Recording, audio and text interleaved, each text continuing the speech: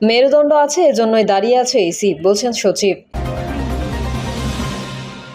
এনসিপিকে Kings party বলা হয়, এটি সরকারের জন্য বিব্রতকর, বলছেন ইফতেখারুজ্জামান। সারা দেশব্যাপী বিজয় র্যালি করবে বিএনপি। ট্রাইব্যুনালের দ্বিতীয় সাক্ষ্য, শেখ হাসিনা হাসপাতালে নো ট্রিটমেন্ট নো রিলিজ নির্দেশনা দেন, শুনতে পান ইমরান।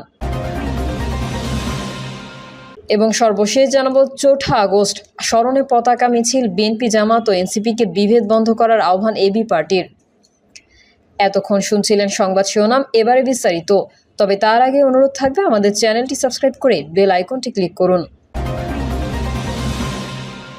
মেরুদণ্ড আছে, এজন্যই দাঁড়িয়ে আছে ইসি, বলছেন সচিব। নির্বাচন কমিশনের সিনিয়র সচিব আক্তার আহমেদ বলেছেন, নির্বাচন কমিশনের মেরুদণ্ড আছে বলেই সোজা হয়ে দাঁড়িয়ে আছে। গতকাল এনসিপি নেতা নাসিরুদ্দিন পাটোয়ারির করা মন্তব্যের প্রেক্ষিতে সাংবাদিকদের এক প্রশ্নের জবাবে তিনি এই কথা বলেন। একসময় এক সাংবাদিক প্রশ্ন করেন, গতকাল এনসিপি বলেছে ইসির মেরুদণ্ড নাই, নির্বাচন কমিশনের কি আসলে মেরুদণ্ড আছে? জবাবে আক্তার আহমেদ বলেন, নির্বাচন কমিশনের মেরুদণ্ড আছে, না থাকলে আমি কিভাবে দাঁড়িয়ে আছি? আমি তো নির্বাচন কমিশনেরই অংশ। আপনাদের সামনে দাঁড়িয়ে থাকা কি প্রমাণ করে না যে আমার মেরুদণ্ড আছে?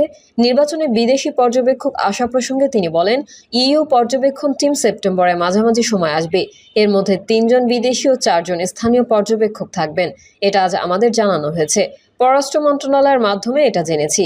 প্রি ইলেকশন এনভায়রনমেন্ট অবজারভেশনের জন্য তারা আসবেন। ইসির নির্বাচনের প্রস্তুতি কি আছে তা দেখার জন্য আসবেন। আগামী কয়েকদিনের মধ্যে ভোটের সম্ভাব্য সময়ের রূপরেখা নিয়ে প্রধান উপদেষ্টার ঘোষণা আসতে পারে।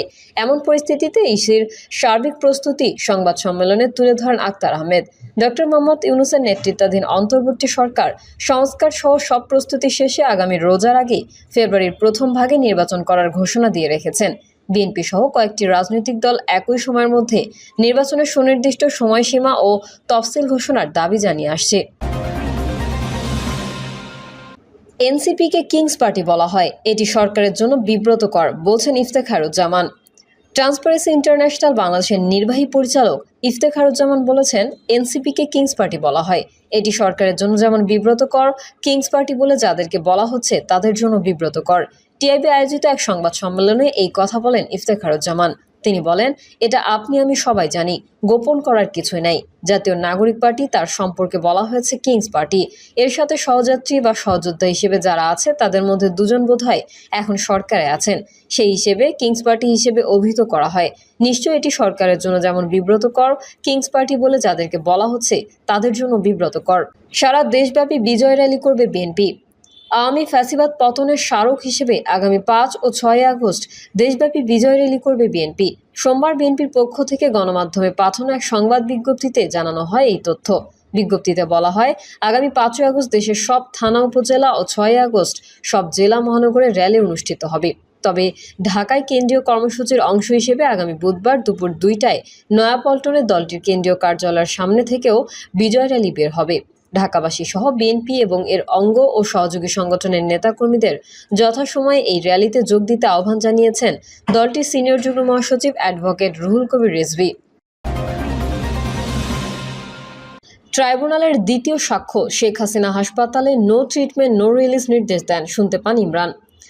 জুলাই মাসে ছাত্র জনতার অভ্যুত্থানকালে সংগঠিত মানবতা বিরোধী অপরাধের মামলায় দ্বিতীয় সাক্ষী হিসেবে আদালতে জবানবন্দি দিয়েছেন আহত শিক্ষার্থী আবদুল্লাহ আল ইমরান। তিনি সাবেক প্রধানমন্ত্রী শেখ হাসিনা, সাবেক স্বরাষ্ট্রমন্ত্রী আসাদুজ্জামান খান কামাল এবং পুলিশের সাবেক মহাপরিদর্শক চৌধুরী আবদুল্লাহ আল মামুনকে দায়ী করেছেন। সোমবার আন্তর্জাতিক অপরাধ ট্রাইব্যুনাল 1-এর সাক্ষ্য দেন আবদুল্লাহ আল ইমরান। জবানবন্দিতে তিনি বলেন, রাজধানীর আগারগাঁওয়ে জাতীয় অর্থোপেডিক হাসপাতাল ও পুনর্বাসন কেন্দ্র পরিদর্শনে গিয়ে Sheikh Hasina no treatment no release নির্দেশ দিয়েছিলেন। আল ইমরান এই নির্দেশ শুনেছেন বলে জানান। তিনি বলেন, 2024 সালের 19 জুলাই রাজধানীর বিজয়নগরে পানির ট্যাঙ্ক এলাকায় আন্দোলনের সময় গুলিবিদ্ধ হন। তার বাঁ পায়ে হাঁটুর নিচে গুলি লাগে। পরে তাকে আগারগাঁওয়ের জাতীয় অর্থোপেডিক হাসপাতাল ও পুনর্বাসন কেন্দ্রে ভর্তি করা হয়। সেখানে চিকিৎসাধীন অবস্থায় 26 বা 27 জুলাই সকাল 9টা থেকে 10টার দিকে তৎকালীন প্রধানমন্ত্রী শেখ হাসিনা হাসপাতাল পরিদর্শনে যান।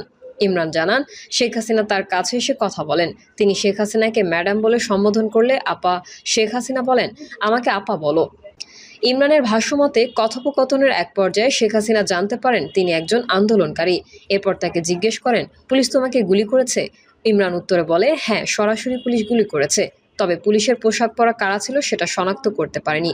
জবানবন্দিতে ইমরান আরও বলেন, শেখ হাসিনা চলে যাওয়ার সময় হাসপাতালের হেল্প ডেস্কে গিয়ে নো ট্রিটমেন্ট নো রিলিজ নির্দেশ দেন, যা তিনি নিজ কানে শুনেছেন।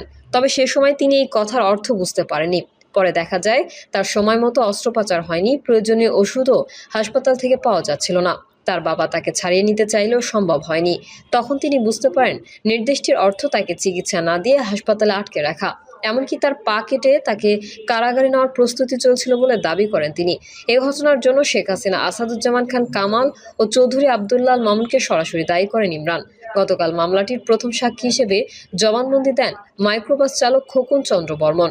গত বছরের জুলাই ও আগস্টে ছাত্র জনতার আন্দোলন চলাকালে সংগঠিত মানবতাবিরোধী অপরাধের মামলায় আনুষ্ঠানিক বিচার শুরু হয়েছে গতকাল রোববার। আন্তর্জাতিক অপরাধ ট্রাইব্যুনাল একের এই সূচনা বক্তব্য এবং প্রথম সাক্ষ্য গ্রহণের মাধ্যমে বিচার কার্যক্রম শুরু হয়। আসামিদের মধ্যে শেখ হাসিনা ও আসাদুজ্জামান খান পলাতক। বিজ্ঞপ্তির মাধ্যমে তাদের আত্মসমর্পণের আহ্বান জানানো হয়। তাদের পক্ষে রাষ্ট্র নিযুক্ত আইনজীবী নিয়োগ করা হয়। যাবতীয় আইনি প্রক্রিয়া অনুসরণ করে তাদের বিরুদ্ধেও বিচার শুরু হয়। এই মামলায় গ্রেফতার একমাত্র আসামি চৌধুরী আবদুল্লাহ মামুন আদালতে দোষ স্বীকার করে অ্যাপ্রুভার বা রাজসাক্ষী হন। গতকাল তাকেও ট্রাইব্যুনালে হাজির করা হয়। মামলার কিছু অংশ বাংলাদেশ টেলিভিশনে সরাসরি সম্প্রচার করা হয়। 4 আগস্ট স্মরণে পতাকা মিছিল, বিএনপি, জামায়াত ও এনসিপিকে বিভেদ বন্ধ করার আহ্বান এবি পার্টির। গণঅভ্যুত্থানের আহ্বান ও 4 আগস্ট স্মরণে রাজধানীতে আজ পতাকা মিছিল করেছে আমার বাংলাদেশ পার্টি।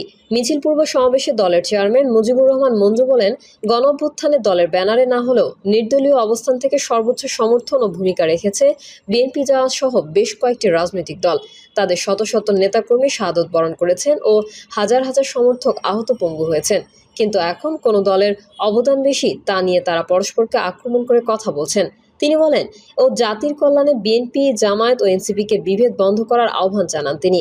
8 আগস্ট সোমবার বিকেল 4টায় এবি পার্টির কেন্দ্রীয় কার্যালয় সংলগ্ন জাতীয় 71 চত্বরে গণপ্রতিরোধ স্মরণে জাতীয় পতাকা মিছিল প্রারম্ভে প্রধান অতিথির বক্তব্যে তিনি এই বক্তব্য রাখেন।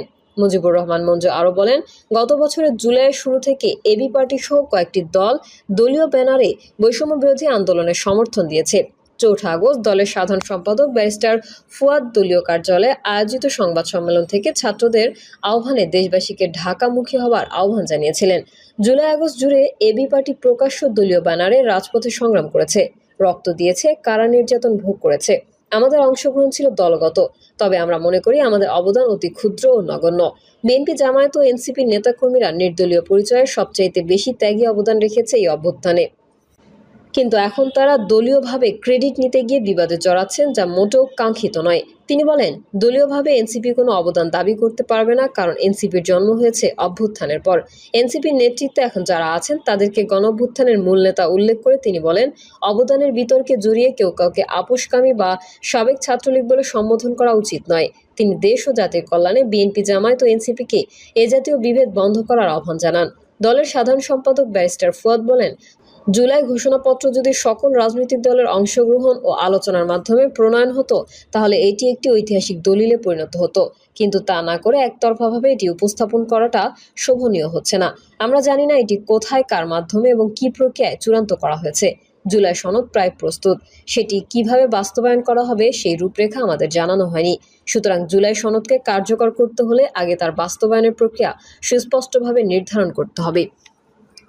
প্রিয় দর্শক, এই ছিল এখনকার সর্বশেষ সংবাদ। আপডেট সহ সংবাদ পেতে চ্যানেলটি সাবস্ক্রাইব করে বেল আইকনটি ক্লিক করুন। কমেন্টে আপনার মতামত জানিয়ে আমাদের সাথেই থাকুন। ধন্যবাদ সবাইকে। আল্লাহ হাফেজ।